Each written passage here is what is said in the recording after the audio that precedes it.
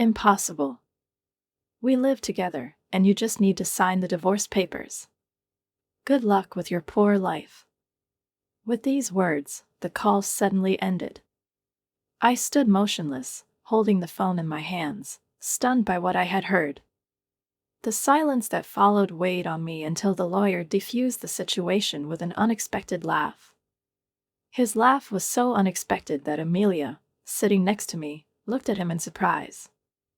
The lawyer, noticing her look, immediately became embarrassed, hurriedly wiped his tears with a handkerchief and, hiding his laughter, muttered something unintelligible in a low voice. "My name is Karen, and I am the CEO of one of the successful companies.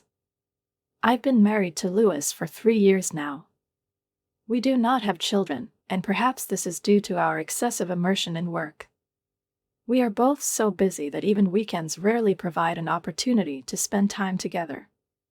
Most often, our everyday lives are spent running around, where we cross paths only in passing, without having time to exchange words. Therefore, we had to organize our schedules so that at least once a year we could find time to travel abroad. These short moments together are our salvation, a small oasis in the ocean of bustle.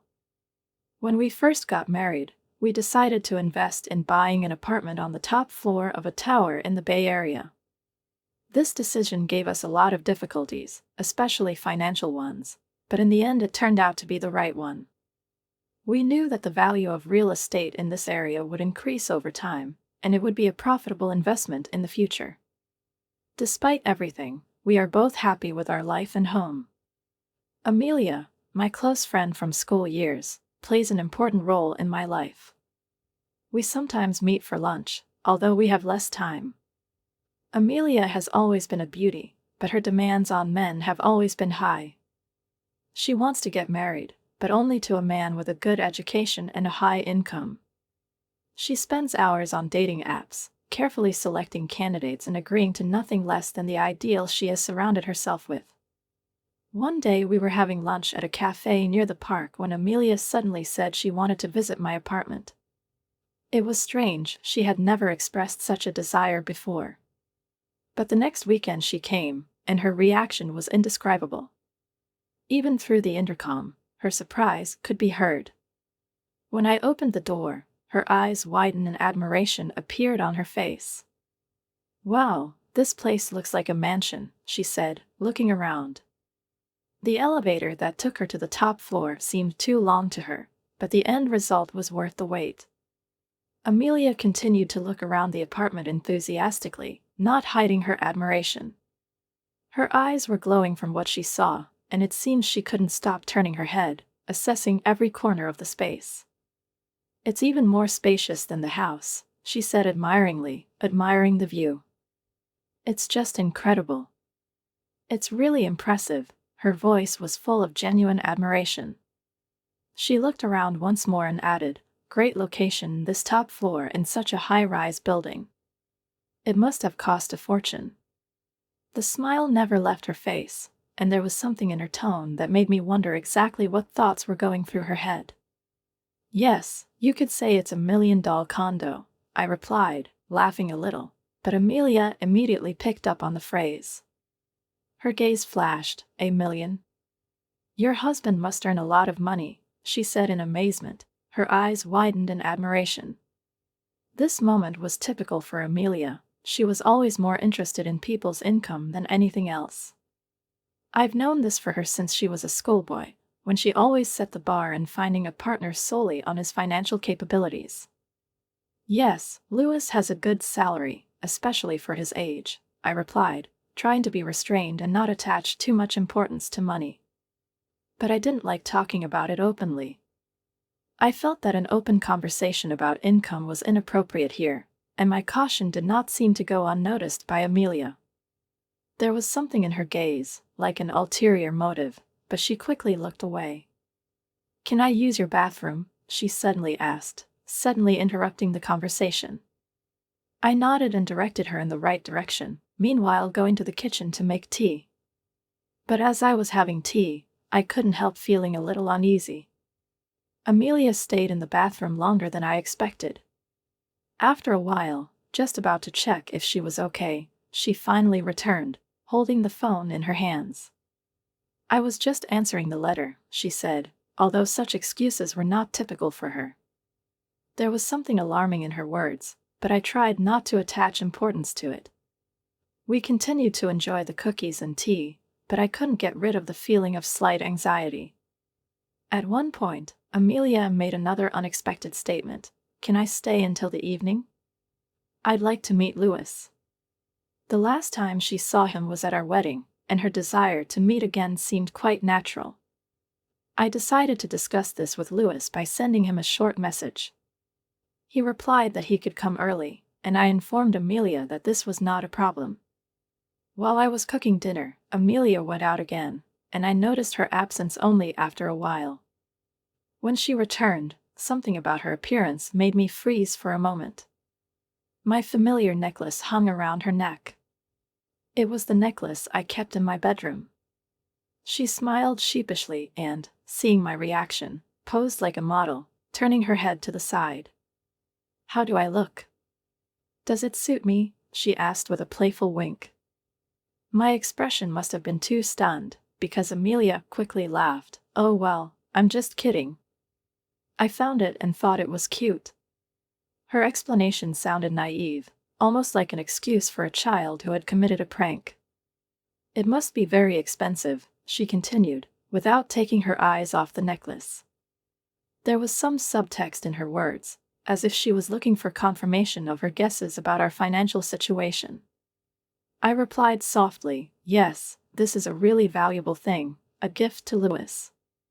But what bothered me the most was that this necklace was kept in the closet in our bedroom.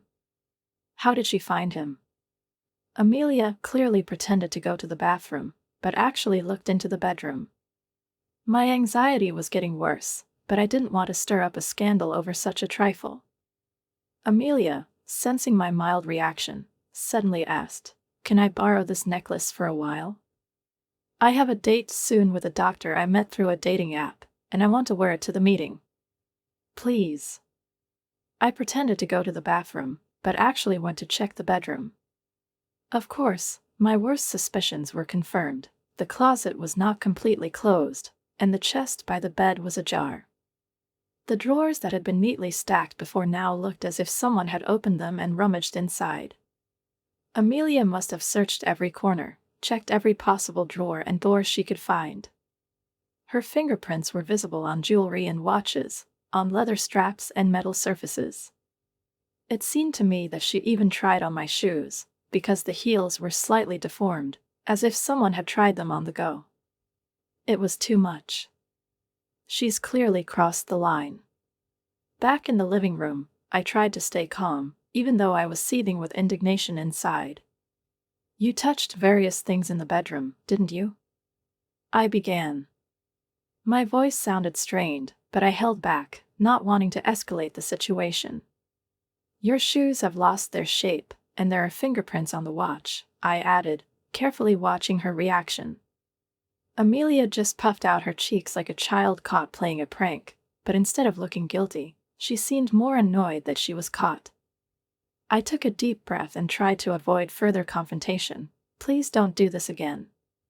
At these words, her expression changed. She apologized, but her apology sounded somehow unconvincing.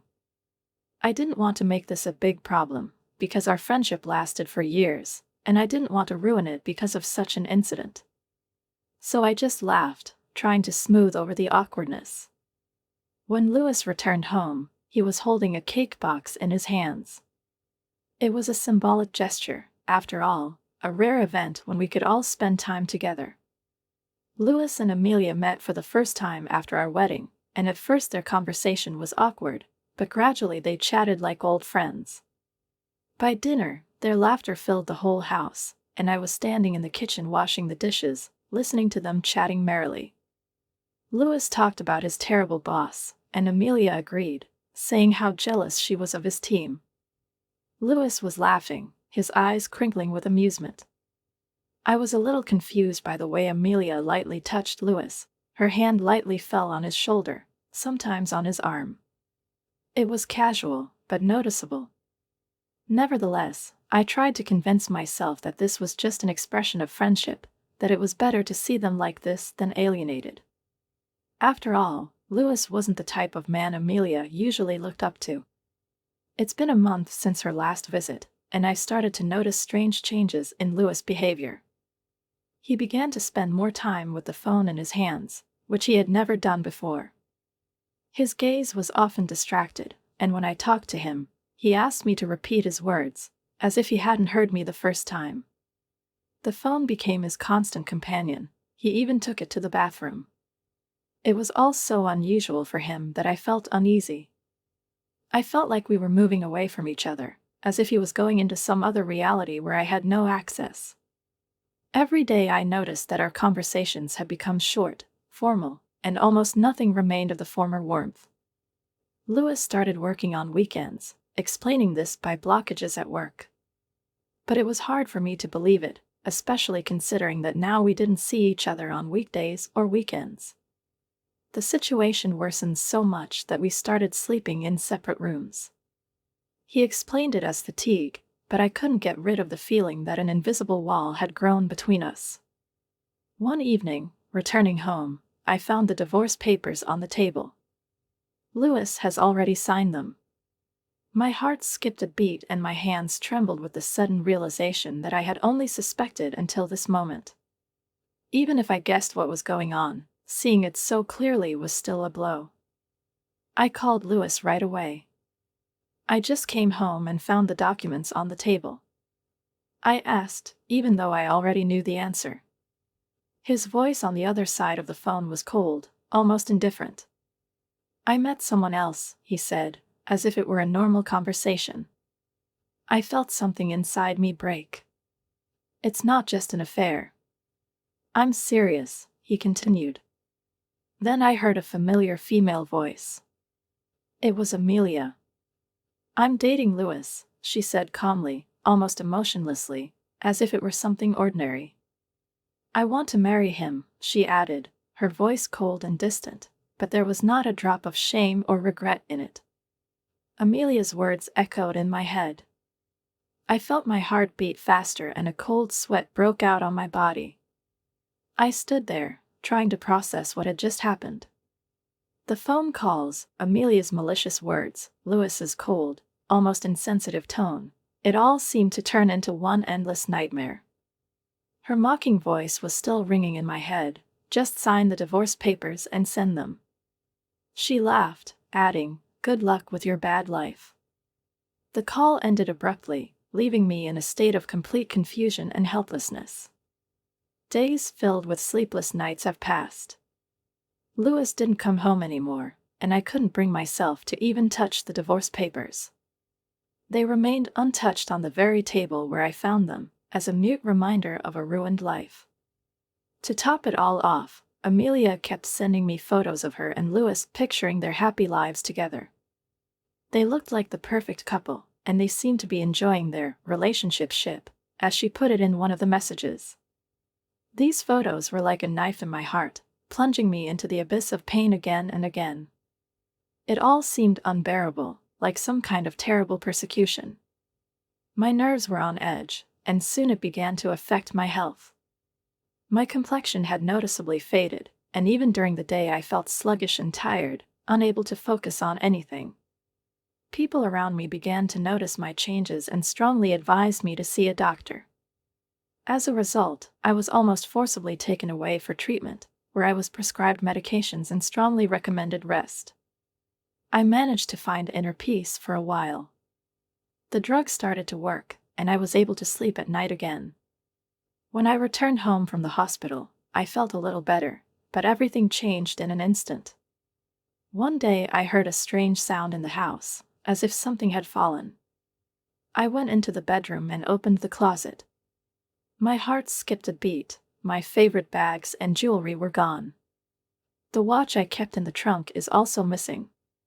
It was too obvious a trail, I couldn't be mistaken. Only one person could do it. A wave of anger and frustration washed over my mind. I couldn't understand what I had done to Amelia, that she had decided to do this. This betrayal seemed too cruel. I tried to cope with this pain, but my mental state deteriorated again. The insomnia returned, and the days turned into a continuous struggle for survival again. During the consultation with the doctor, I shared my concerns about the theft, and I was strongly advised to contact a lawyer. I followed their advice and made an appointment with the company's lawyer. When I met with the lawyer, the first thing he asked was, "What do you want to do?" I didn't think for a second and answered, "I'm getting divorced. I want them both to suffer the consequences." These words came out of my mouth so easily and confidently that I was amazed myself. Just recently, I was plunged into chaos and did not know what to do, and now everything has become clear and precise. Maybe this desire to punish them for everything they put me through gave me strength. A week passed, and soon I received a message from Amelia. She was furious. "What did you think, sending me a registered letter to work? Is this some kind of joke?" Her voice was full of anger and irritation. I remained calm and replied, "You should have expected this. Everything will be resolved through my lawyer." I felt confidence begin to rise inside me. After that, she called a few more times, but I ignored all her calls. Soon Louis called, his voice strained. He found out that I had sent a registered letter to his parents' house. Obviously, this move caused a huge scandal in their family. I could almost laugh, imagining how his ego had suffered. However, I restrained myself, realizing that revenge in this situation would not bring me complete satisfaction. I felt that just putting the case in the hands of a lawyer wasn't enough. I wanted to confront them both personally. I wanted to look them in the eye and tell them everything I felt. The lawyer set a date for the meeting, and a few days later we gathered in his office. Amelia and Louis appeared, reluctantly entering the room. I expected them to bring their lawyer, but they came alone. Amelia burst into the office like a storm, throwing open the door, and Louis followed her, looking awkward and depressed. There was a tense silence in the room. We finally met face to face. "You're a coward," Amelia blurted out, her eyes flashing with anger that she didn't try to hide at all. Louis quietly tried to calm Amelia down, but her rage only intensified. "You've been avoiding us all this time. Our wedding was postponed because of you," she shouted, her face contorted with anger. It seemed that at any moment she could throw her bag at me, and only Louis's intervention kept her from this outburst. He was desperate, trying to hold her in place, while I looked at them both with a feeling of deep pity. The lawyer, nodding at me, decided to intervene. His voice sounded calm but firm. "Please calm down. If there is any violence or profanity, we will immediately call the police." The mention of the police made Amelia tense up a little. Her ardor diminished somewhat, and she reluctantly sat down at the table opposite me. Louis, although he looked defeated, also took his place next to her. I was sitting across from him, ready to start a discussion that could no longer end well for all of us. "Louis, you're getting a divorce, right?" I asked, looking at him carefully. Amelia, sitting with an angry look, crossed her arms over her chest, while Louis was silent, his face clouded, as if he had finally resigned himself to his fate. "We agreed to a divorce," he finally muttered, "but I decided to take advantage of this moment. But since your relationship is adultery, we demand alimony." My statement made Louis flinch, and his gaze dimmed again.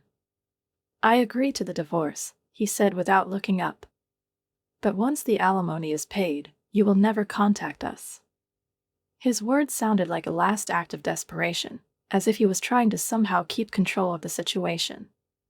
I nodded quietly, not wanting to deepen this conversation, seeing that more had already been said than needed. Amelia, however, looked displeased. Perhaps she expected me to put up more resistance, to cling to the past, but I was already too tired of fighting. When the lawyer began to discuss the amount of alimony, Amelia could not stand it and snapped sharply, "What difference does it make how much it will be? We have plenty of money." Her arrogance was almost palpable in the air. She sat with her arms crossed over her chest, looking like a person who was confident of victory. The lawyer raised an eyebrow and looked at her with interest. "Oh yeah," he said softly, as if thinking out loud. "Did Lewis tell you that he's not the president of a jewelry company?" For a moment, Amelia's face paled. She stared at the lawyer as if trying to digest what she had heard. Lewis, sitting next to her, huddled in his chair, trying not to meet her gaze. "What are you saying?" Amelia laughed, her laugh nervous and almost unnatural. "Do you really think you can joke like that? Lewis said he was the president of a company with a turnover of $3 billion a year." She turned to Lewis, hoping to see confirmation in his eyes, but his silence and lowered head spoke for themselves. "Actually, the president of the company is Karen," the lawyer continued with a slight reproach, and then turned to Lewis. At that moment, Lewis covered his face with his hands, making soft, inaudible moans. Amelia grabbed his hands in desperation, her fingers nervously clutching his wrists. "You told me that you are the president." "It can't be a lie." Her voice was getting higher and more desperate. "I'm sorry," Lewis whispered, finally raising his head. His eyes were full of fatigue and shame. A deep silence hung in the room. Amelia froze in place, her arms hanging limply, as if deprived of strength. She muttered under her breath, "You said you earn $3 billion a year." Her face was an expression of utter collapse.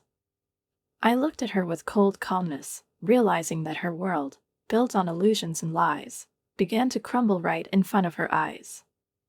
Amelia suddenly stood up abruptly, shocked and agitated, and screamed, "That's a lie. You are by no means the president." She turned to me, her fingers trembling as she pointed at me. Why didn't I know anything about this? After everything we've been through, after everything we've shared. I looked at her with calm composure, and my words sounded like a sentence. "We were close friends, but that doesn't mean I had to tell you everything. Especially when you're so obviously fixated on money. I never had the intention of telling you the truth." I looked Amelia straight in the eye, not looking away, feeling her confidence and energy slowly drain away, leaving only a devastated shell. Amelia lost all her strength and literally sank into a chair, as if the weight of the day was unbearable to her. Her world, which she had built on lies and deception for so long, was crumbling with every word I said. "And, of course, that house, it's registered in my name," I added calmly, watching her reaction closely. "So Lewis will leave." Lewis didn't say a word, continuing to hide his face in his hands, as if trying to hide from the unsightly reality that had overtaken him. Lewis certainly didn't want to come here today. He probably knew it would end like this. But if he hadn't shown up, it would only have made the situation worse. In any case, his position was now completely hopeless. It seemed that his life had descended into a hopeless hell, where every step only brought him closer to an even greater abyss. My lawyer coolly began presenting evidence. The first thing he did was get out the photos of Lewis and Amelia together, the ones she used to send me on my phone. Now they were lying in front of us in printed form, their depicted happiness turned into a real nightmare for them. Then the lawyer took out a dictaphone and turned on the recording, on which Amelia's voice sounded self-confident and defiant. "Why did you send me these photos?" I asked coldly, already knowing the answer.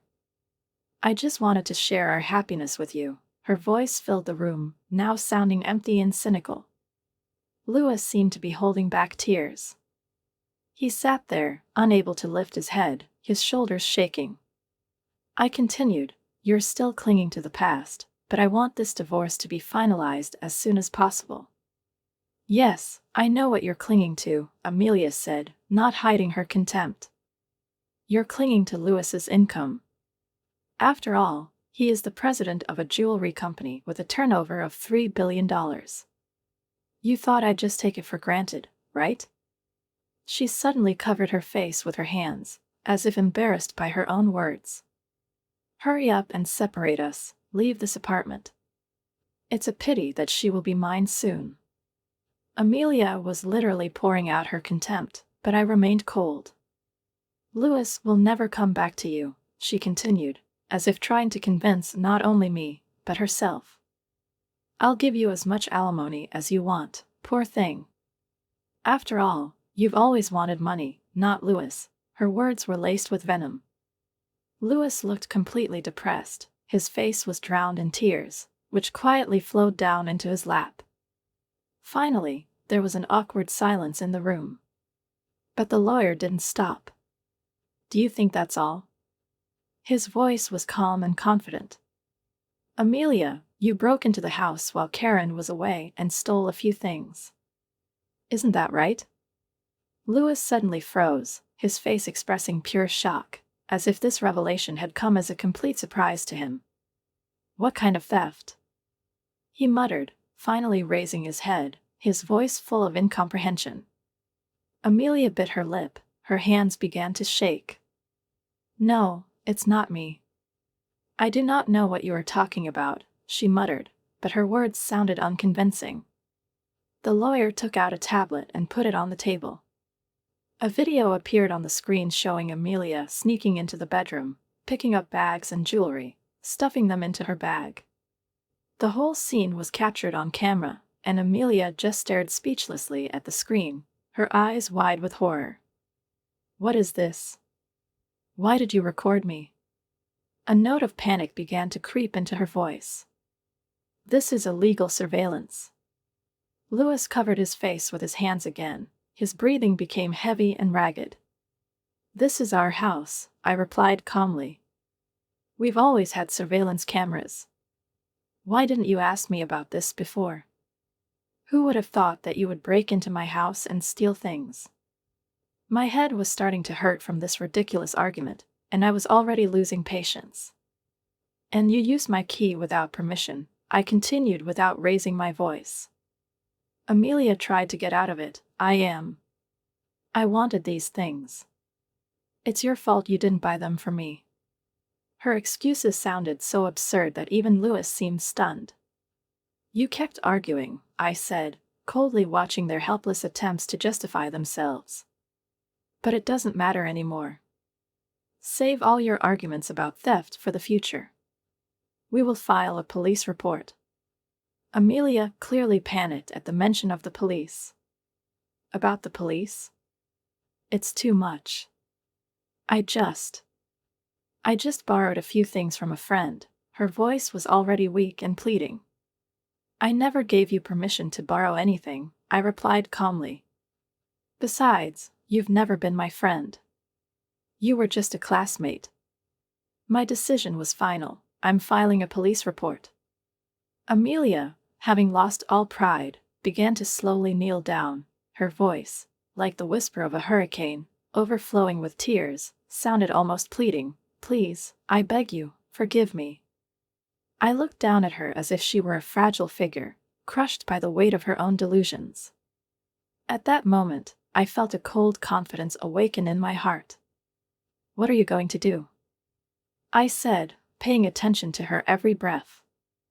Do you compensate for the value of what you stole, which exceeds your annual income? She froze, as if the time stream had stopped, and everything around her froze in anticipation. Amelia was speechless, her confidence melting like morning mist under the scorching rays of the sun. Her tears, sincere and full of despair, became her only weapon in this unequal battle. Louis, she said to her husband, please, I beg you, pay for me. Her voice trembled like a string stretched to the limit. Even if you're not the president, you're still making good money. But Louis didn't seem to hear her. His gaze was directed downwards. His thoughts were lost somewhere in the distance. At that moment, I realized that he couldn't help her, couldn't pay, because his entire existence was in danger. You know they're going to fire you, right? I added with cold determination, watching as surprise filled his face. His eyes, full of fear and confusion, lifted to me. Is it true? What is it? He whispered, as if hoping that I would take this burden away from him. But everything has already been decided.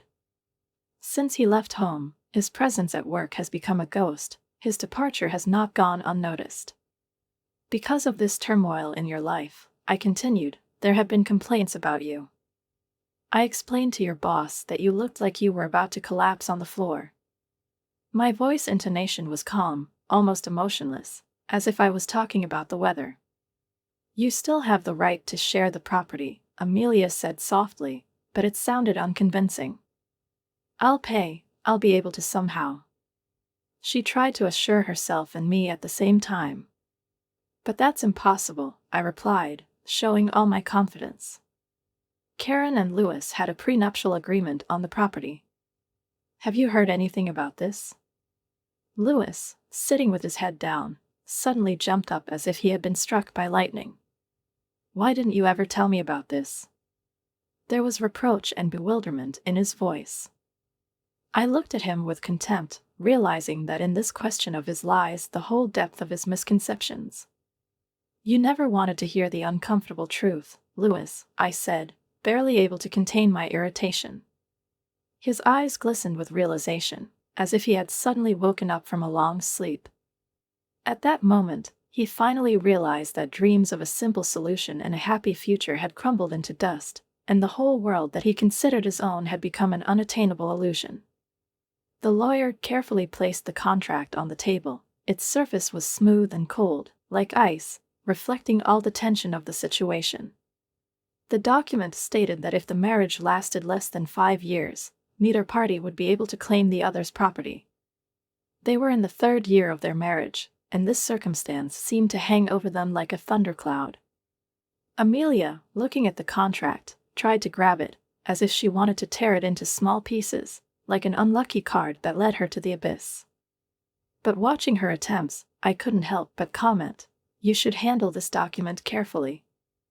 This is a notarized document, and you can be held legally responsible for its damage. My words, uttered with cold determination, froze in the air, and at that moment, at the mention of a possible crime, she froze like a predator frozen in flight. Unable to cope with the growing panic, Amelia half-sincerely turned to Louis with a pleading look. Louis, you have savings, right? Use them to pay. She seemed so vulnerable at that moment, and her voice, tremulous and full of hope, broke the silence of the room. Louis, in turn, looked at Amelia with hurt eyes full of fear and bewilderment. What kind of money? You've always wanted only a sushi steak. His words came out of his mouth with a heaviness, as if he didn't believe what he was saying. At that moment, it became clear that he had no savings left, and, as I noticed, even debts were drawn from questionable sources. Amelia's shoulders slumped like a bird that has lost its self-confidence. It was an exciting sight, her glamorous appearance, which once made men turn around, now looked haggard and tired. Her eyes darkened, and her face reflected not only fatigue, but also the realization of her own mistakes. She lost consciousness in her madness, muttering that this shouldn't have happened. What should I do now? It slipped between her lips like a spell thrown into the void. The question remained unanswered, hanging in the air like a motionless cloud that did not promise a drop of rain. I felt the gravity of the situation pressing down on all of us, creating tension that could be cut with a knife. In this hall full of sadness and remorse, each of us was looking for ways to escape, but hope seemed ghostly, like the morning mist disappearing under the first sunlight. I decided to leave the rest to the lawyer and got up to leave the office, full of thoughts about what had happened. I left money for Amelia, a symbolic reminder that wealth is not just the possession of material values, but what you earn by your own efforts. That ended our discussion, and the divorce went pretty smoothly, as if fate itself was paving the way for us, not wanting to push us into unnecessary obstacles. I returned all of Louis' belongings to his parents, who carefully kept them waiting for his return. It was a sad scene, full of nostalgia and regret. My parents, who met me with a certain humility on their faces, looked at me with gratitude, but their eyes also showed concern for their son. They understood that Louis was going through a difficult period, and although his belongings were back in their house, they knew in their hearts that this would not restore his lost peace of mind. Amelia, in turn, was also not up to par. After everything that happened, she wrote me a letter of apology, in which she admitted her mistakes and expressed hope for understanding. However, there was more to her words than just remorse. It was a premonition of lost opportunities, no matter how hard she tried to hide it. Meanwhile, the police were questioning Amelia about trespassing and theft. My police report became the catalyst for the investigation, and soon Amelia was arrested after she admitted her guilt. Half of the stolen items were sold on the black market, but I got the rest returned to me. In this process, I felt not only relief, but also some sadness. After all, behind all this was the life of a man who once sought his happiness, but eventually lost himself. Despite the malice of her actions, remorse and the intention to compensate for her actions indicated that Amelia was still not completely lost to herself. She hoped for a suspended sentence, but it soon became clear that she had other crimes in her biography. Her clever maneuvers on the love front turned into thefts from men she met through dating apps. This fact only made her situation worse, and she realized that now she could face a real term in prison. No wonder the mention of the police had such a dramatic effect on her reaction, as if the word had become a curse for her. Louis, unable to stay in an apartment where every memory of Amelia hurt him, moved into a semi-detached apartment on the outskirts of the city. This place became a new beginning for him, where he could start anew, trying to leave in the past not only his ex-wife, but also all the storm of emotions that tormented his heart. New horizons were opening up before him now, but they were full of uncertainty. Each new step was not easy for him, however. A sincere desire to end the past and move forward gave him strength. And although the memories of the past days still tormented him, Louis understood that each end was followed by a new beginning, no matter how painful it was. He is looking for a job, but his unexplained absences and poor attitude at his last job make the search more difficult. Louis found himself in a difficult position. His former life, filled with prosperity and stability, turned into an endless series of interviews in which he was rejected. He wandered the streets like a ghost, looking for a job that could restore his respect and at least partially restore his lost illusions. Now he was forced to make do with day labor, forced to earn a living in conditions that once seemed impossible to him. After the divorce, I completely immersed myself in work, trying to get rid of heavy thoughts and memories. Work became my salvation, my refuge, where I could focus on something important and meaningful. I decided to expand our company's jewelry line to the European market, an ambitious step that could take us to a new level. The idea came to me after a trip to Europe, which I took as a break from constant worries. This trip was not just a vacation for me, but also a source of inspiration. During my trip, I had the opportunity to share a glass of wine with the owner of a jewelry store in Switzerland. We were sitting in a cozy restaurant, where the light played softly on the polished tables, and the aroma of freshly prepared dishes and good wine was in the air. Our conversation about jewelry design was full of passion and inspiration. We discussed colors, shapes, textures, all the things that make jewelry truly unique. I felt that I had found a like-minded person, a person who may have experienced his own difficulties, but found strength in them for creativity and business. The store owner was a wonderful person whose openness and understanding seemed to come from his personal experience. Perhaps it was because of his divorce story that he understood my heart and the feelings that I carried with me. He showed interest in our jewelry and agreed to showcase it in his store. This prospect inspired me.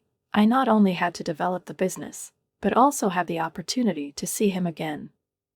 In the end, it could be the most unique combination of business and pleasure that I've ever dreamed of. But to be honest, I'm focused on sales in Switzerland not only for the sake of the business, but also partly to see it. This thought did not leave me. Although I always tried to keep my emotions under control, sometimes the dreams of meeting him overwhelmed me like a river overflowing its banks. Maybe it was frivolous, but on the other hand, I thought I deserved this privilege anyway after what I had been through. Every day I immersed myself in my work, finding solace in it. When I regularly received news about their situations from a lawyer after the divorce, I realized that I was not the only one who had experienced difficulties. Lewis, although he did not have the same experience in the jewelry world, was clearly struggling with the consequences of his decisions. I knew that I couldn't change his fate, but I hoped that one day he would be able to get back on his feet.